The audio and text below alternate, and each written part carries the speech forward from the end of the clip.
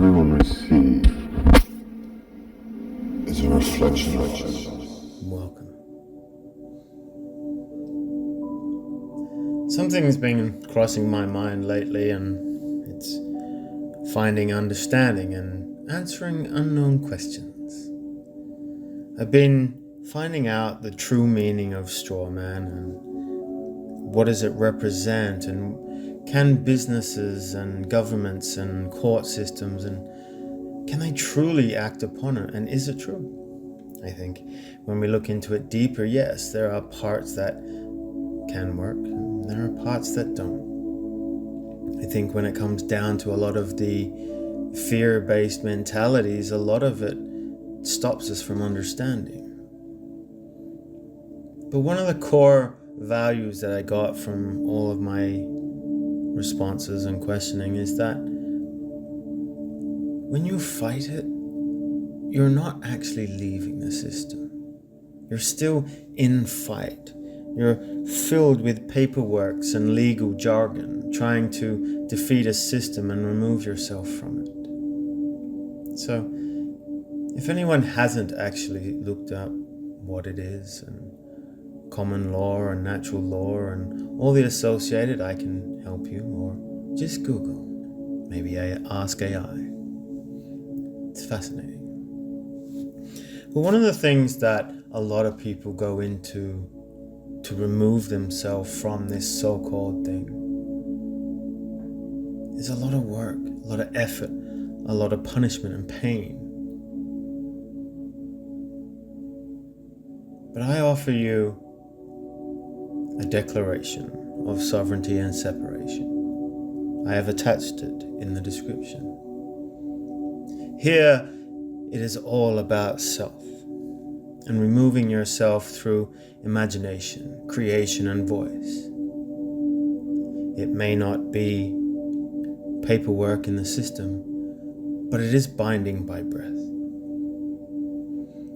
Say it aloud, say it to yourself, print it on your own t-shirt. Whatever it may be, this will help.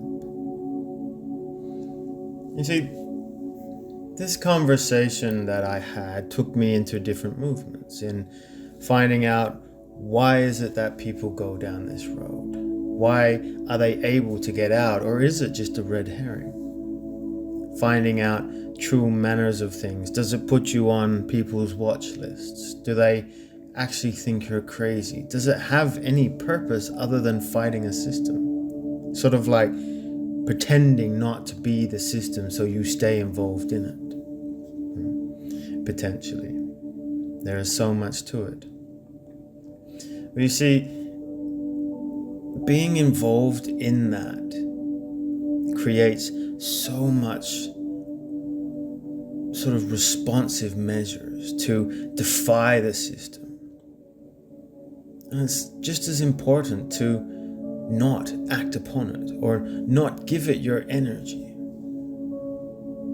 But you see, what came from this for me was more about being in present moment. What can we do? It's not about being involved or ignoring it. It's about saying that there's no shame in choosing the path of least resistance. If it honors your peace, then that is the most sovereign choice of all.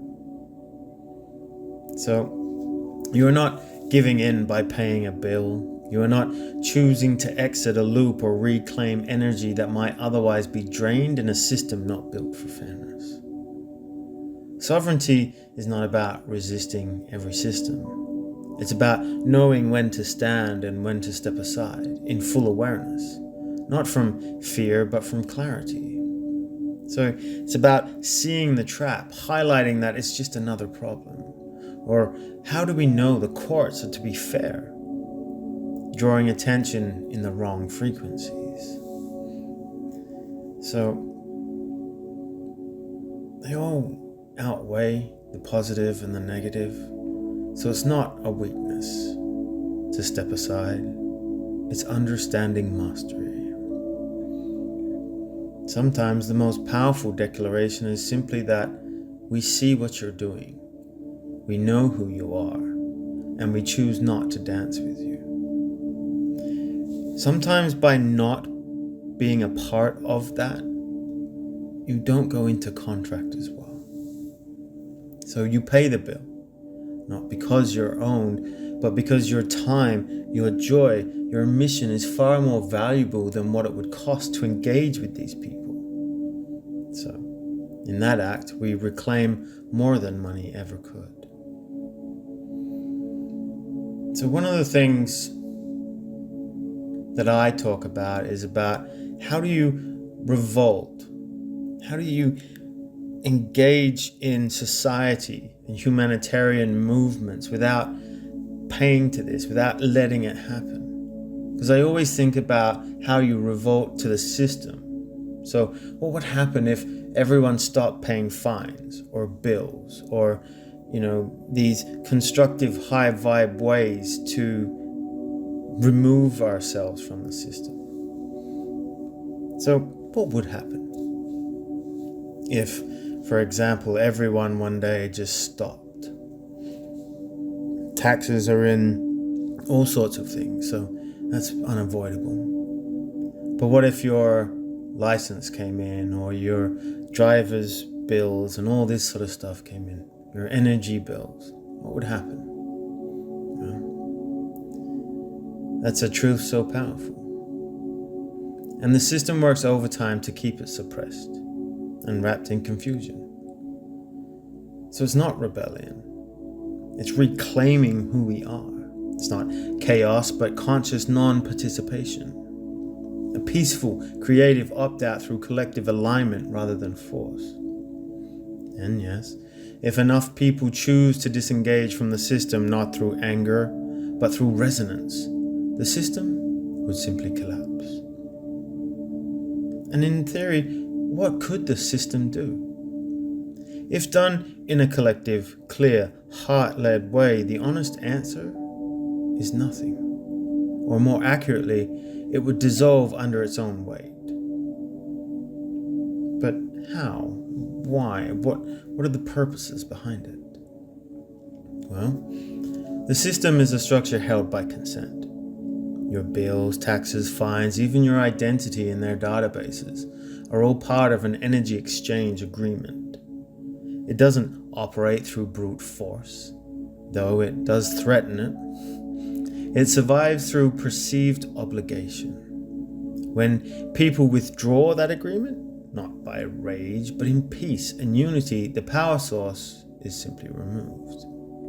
But here's the key. The system doesn't fear violence, it's built to handle it. Maybe the violet flames coming in. What it fears is peaceful mass disengagement, because it hasn't got a defense against love paired with clarity. That's a strong point. The system is built to have fear. It's built to protect itself against it. We've all heard of the fighting fire with fire. In this case, it is that. That's what it's designed for. But it doesn't know how to handle the softness. So why does it happen? Because most people are too afraid to step out alone. Others get trapped in the illusion of fighting, mistaking rage for freedom. And the rest are kept in loops of survival, distracted and disconnected from community. But imagine, if you will. Imagine 1 million people all stopped paying unjust fines. 1 million people all stopped using exploitative banks. 1 million people restructured their energy into community land trusts, gift economies, self-organized councils, and decentralized tech, without violence, without hate, just done. All of that. And the system would fail to enforce anything. It would have no jurisdiction over a new world built outside of its reach. Not through war, through non-reliance. Now multiply that globally. That's massive. And when you have enough people and you start that movement, anything's possible. So where does that leave us? In the most exciting place of all. that the power is already here. It's just been scattered. We don't need everyone. We just need enough resonance to reach critical mass. A tipping point, if you will. And you are one of those anchors. Not a resistor, but a designer of what's next. Not overthrowing the system, but offering the world something so beautiful, it willingly walks away from the old. This is why fear is cast. Fear of losing everything, fear of jail or punishment. What will happen if we lose electricity? These are such powerful fear spells placed upon us. So it's easier just to comply and then stand up against them. This is why we need bold and brazen. Because there are always those people that need to start it. They might not understand how to run things or operate, but this is why everyone has a purpose. Fear, in itself, is the first spell cast by the system. Not through chains or bars, but through imagination hijacked.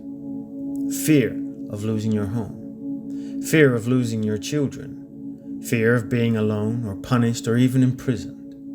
Fear of being wrong in a world that rewards obedience. And yet, none of that fear is native to us.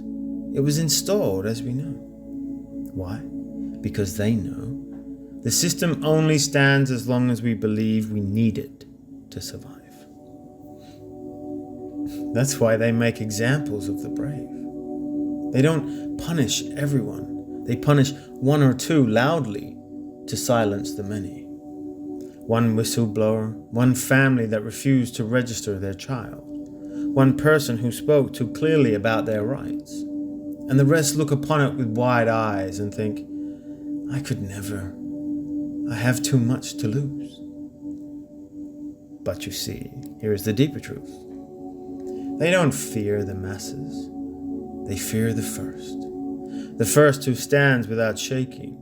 The first who walks without needing permission. The first who lives with love so steady, even punishment can't penetrate it. That's what you are calling in. That's what we are calling in. The bold, the brazen, and the clear-hearted. Not reckless, not aggressive, just done with illusion. And ready to live something new regardless of the cost. Because the cost of continuing this lie is far greater. And we're right. The moment we step forward with grace and not anger, with community and not isolation, with faith, not fear, others will feel it, not just hear or see it. For the bold don't just lead, they remind others of their courage.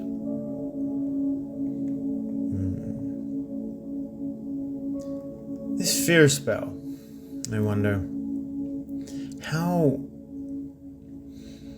can that happen? How do they let it happen? What are the mechanics behind it? So, the deeper mechanisms of control is not just the story of fear, but the signal of it. Not the puppet, but the invisible hand. Fear isn't just psychological. It's energetic, vibrational, and broadcasted in subtle but persistent ways.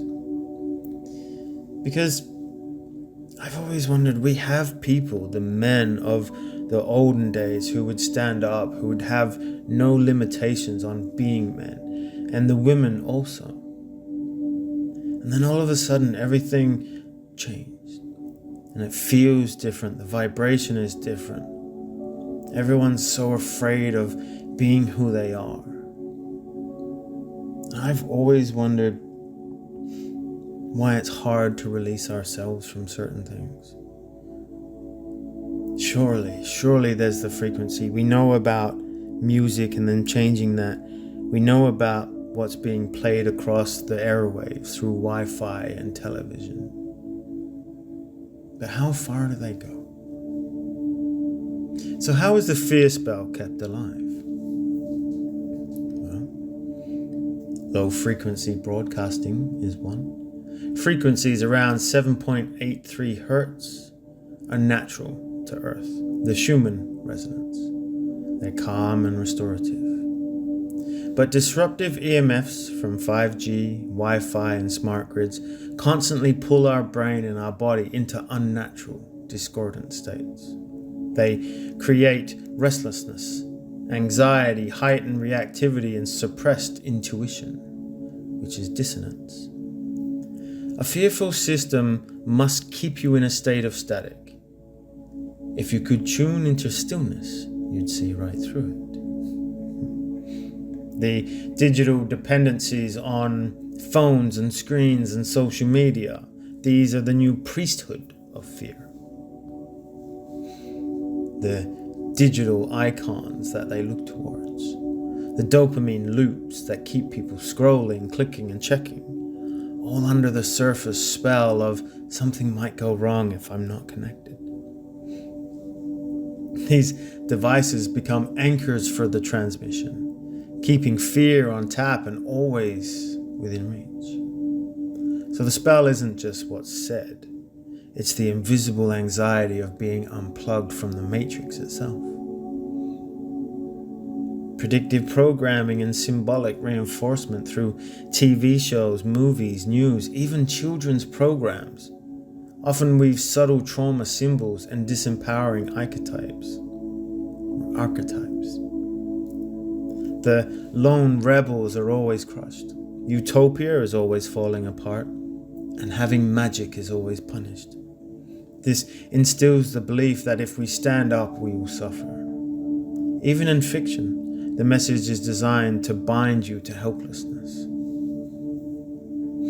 I think a good answer to that is, if anyone has seen the TV show a long time ago, I think it's Merlin, where he would always try to hide the fact that he had magic for fear of execution. Just goes to show you these ingrained messages that they use the same thing they're trying to tell you to be afraid of or fearful of.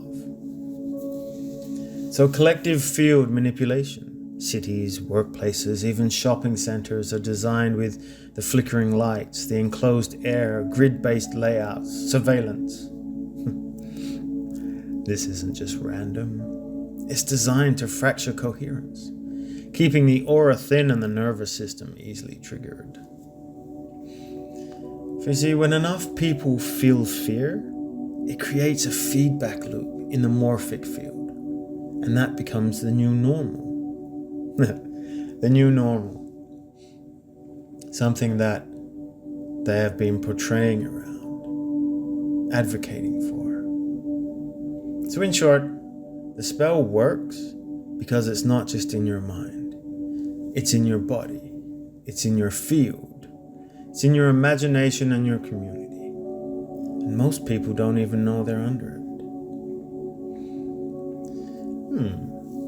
So if I was to say that enough people were in meditation or mass consciousness, and the thought, and they could imagine the frequency collapsing, the fear-based frequency, bursting it like a bubble, would we create a reality as such?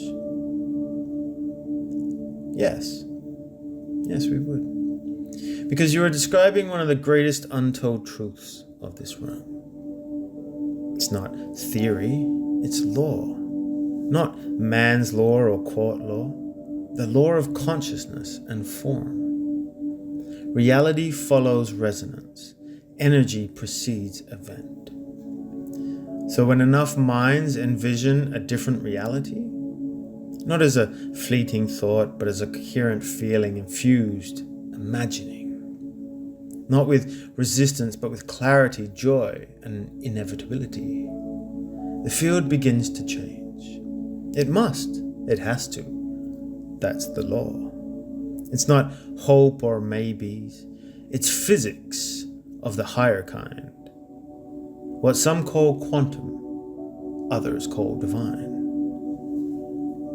You could gather 10,000 minds, all meditating on fear bubbles bursting in the air like fog clearing, People smiling, shaking off the trance.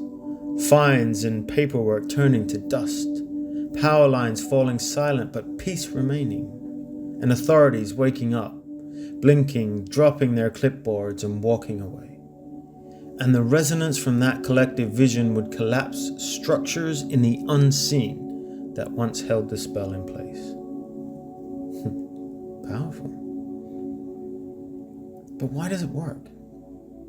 Well,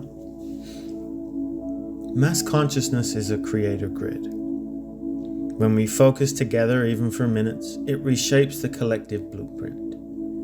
Fear only holds form because people keep believing in it. The moment enough of us withdraw this belief, the illusion shatters.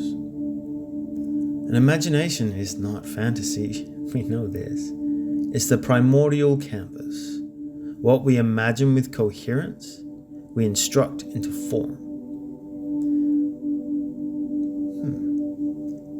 And a quotation. What if enough of us simply imagined the tower falling, and it did? That's not magic. That's our birthright as conscious creators. It's a fascinating step because